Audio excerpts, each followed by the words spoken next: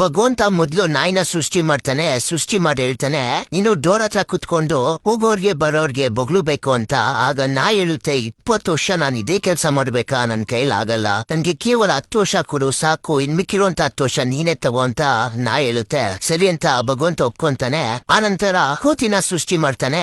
ಆಗ ಕೋತಿಯು ಕೂಡ 20 ವರ್ಷ ಆಯ್ಸ್ಕೊಳ್ತಾನೆ. ಕೊಟ್ಬಿಟ್ಟು ಹೇಳ್ತಾನೆ, ನೀನು ಕೂಡ ಎಲ್ಲಾರ್ಗು ಮನೋರಂಜನೆ ಕೊಡು, ಎಂಟರ್ಟೈನ್ ಮಾಡು ಅಂತ ಹೇಳ್ತಾನೆ. ಆ ಕೋತಿ ಹೇಳುತ್ತೆ, ನನ್ಗೆ 20 ವರ್ಷ ನನಗೆ ತುಂಬಾ ಆಗೋಯ್ತು, ನನ್ಗೆ 20 ವರ್ಷ ಬೇಡ, ಕೇವಲ 10 ವರ್ಷ ಕೊಡು ಸಾಕು ನನಗೆ ಅಂತ. ಸರಿ ಅಂತ ಕೇವಲ 10 ವರ್ಷ ಆಯ್ಸ್ಕೊಟ್ಟು ಇನ್ನು 10 ವರ್ಷ ವಾಪಸ್ ತಗೊಂತಾರೆ. ಆಮೇಲೆ ಭಗವಂತ ಹಸುನ ಸೃಷ್ಟಿ ಮಾಡ್ಬಿಟ್ಟು ಹೇಳ್ತಾರೆ, ನಿನಗೆ 60 ವರ್ಷ ಆಯ್ಸು, ಇನ್ನು ರೈತನ ಜೊತೆ ಇರಬೇಕು, ಅವ್ರಿಗೆ ನೀನು ಸಪೋರ್ಟ್ ಮಾಡ್ಕೊಂಡಿರ್ಬೇಕು, ವ್ಯವಸಾಯ ಮಾಡೋದಾಗ್ಲಿ, ನೀನು ಹಾಲು ಕೊಡೋದಾಗ್ಲಿ ತುಂಬಾ ಶ್ರಮ ಪಟ್ಟು ಕೆಲಸ ಮಾಡಬೇಕು, ನಿನ್ಗೆ 60 ವರ್ಷ ಅಂತ ಹೇಳ್ತಾರೆ. ಅದಕ್ಕೆ ಹಸು ಇರುತ್ತೆ, 60 ವರ್ಷ ನನ್ ಕೈಲಿ ಇರಕ್ಕಾಗಲ್ಲ, ಇಷ್ಟೆಲ್ಲಾ ಕಷ್ಟ ಬೀಳ್ಬೇಕಾ 60 ವರ್ಷದಲ್ಲಿ, ನನ್ಗೆ ಕೇವಲ 20 ವರ್ಷ ಕೊಡು ಸಾಕು, 40 ವರ್ಷ ನೀನೇ ವಾಪಸ್ ತಗೋ, ನನ್ಗೆ ಇಷ್ಟು ಬೇಡ ಅಂತ ಹಸು ಇರುತ್ತೆ. ಆಯ್ತು ಅಂತ ಭಗವಂತ 40 ವರ್ಷ ವಾಪಸ್ ತಗೊಂತಾರೆ. ಅದಾದ ನಂತರ ಭಗವಂತ ಮನುಷ್ಯನ ಸೃಷ್ಟಿ ಮಾಡ್ತಾರೆ. ಮನುಷ್ಯನಿಗೆ 20 ವರ್ಷ ಆಯ್ಸ್ಕೊಡ್ತಾರೆ. ಕೊಟ್ಬಿಟ್ಟು ಹೇಳ್ತಾರೆ, 20 ವರ್ಷ ನೀನು ಆರಾಮಾಗಿ ಆಟ ಆಡ್ಕೊಂಡು ಕಲಿ. ಮನುಷ್ಯ ಹೇಳ್ತಾನೆ, ನನಗೆ 20 ವರ್ಷ ಏನಕ್ಕೂ ಸಾಲಲ್ಲ, ನನ್ಗೆ ಮಿನಿಮಮ್ 80 ವರ್ಷ ಬೇಕೇ ಬೇಕು.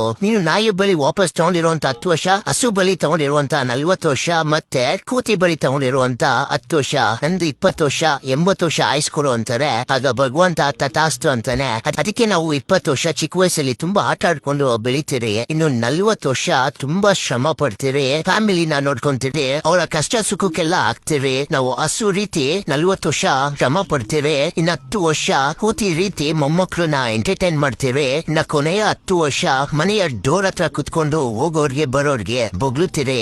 ಇದು ನಮ್ಮ ಜೀವನದ ನಿಜವಾದ ಸಂಗತಿ. ನಿಮ್ಮ ಫ್ರೆಂಡ್ಸ್ಗೆ ಈ ವಿಡಿಯೋನ ಮರಿದಿರ ಶೇರ್ ಮಾಡಿ. Thank you.